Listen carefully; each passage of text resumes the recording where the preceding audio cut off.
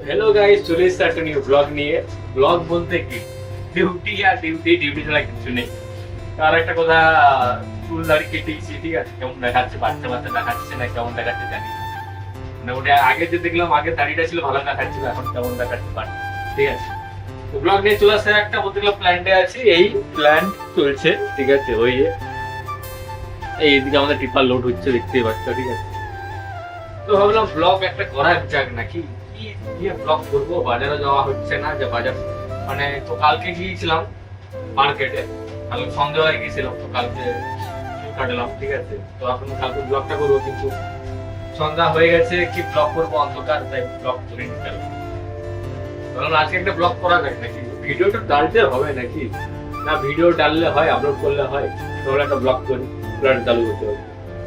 তো আপাতত প্ল্যান চলছে আর কি, একটা ব্লগ করি, এরকমই ব্লগ হবে। বিশাল প্রোগ্রাম আছে, প্ল্যান জোরদার চলছে, ঠিক আছে।